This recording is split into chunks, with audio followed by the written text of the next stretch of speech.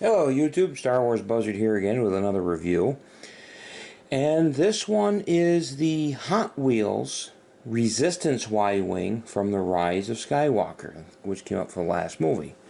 And I was impressed with this. I mean, at first, it took a little bit of looking to see that there was a difference between the Resistance Y-Wing from Rise of Skywalker and the traditional Y-Wing, the Rebel Alliance Y-Wing that, of course, is from Star Wars and the rest of those other movies. And the detail on this for Hot Wheels is not bad. It's actually pretty good.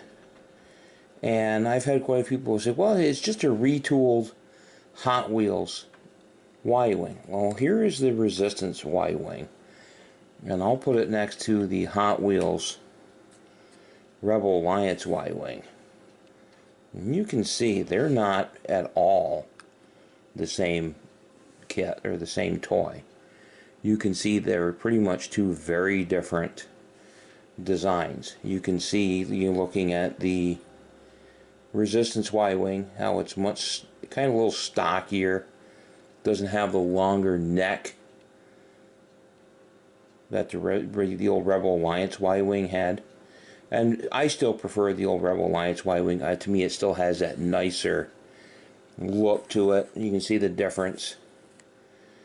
To me, the old Rebel Alliance Y-Wing had that nice longer neck. That where the cockpit was, it had a nicer look to it, a little blockier. It just looked better. But the Resistance Y-Wing is still a nice. It's a nice looking craft for you to put on your shelf. And about the same price. I got it at Walmart for around $3.97, and that was last October.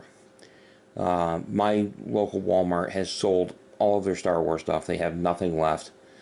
Any of the newer stuff, any of the older stuff, it's all gone. I don't know when.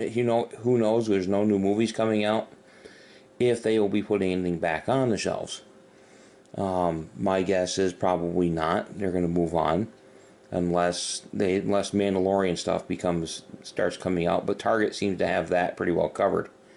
So we'll see. I don't go to Target. If I'm going to order anything, I live far enough away that ordering stuff online is actually cheaper than Walmart, so I do it that way.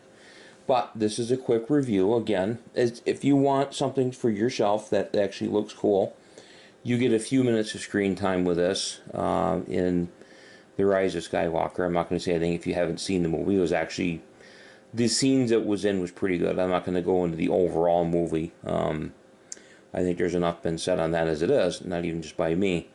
But there you have it, YouTube. Another nice little Hot Wheels toy. And if anyone from Hot Wheels is listening, or anyone knows anyone who's in charge of Hot Wheels, any chance we're going to ever see the TIE fighter, the RB, the Brute, the heavy TIE that was in Solo? I don't even care if you give us the TIE, I guess that's the Sith TIE fighter. I've heard it called the TIE Dagger from Rise of Skywalker, which I don't like the looks of at all.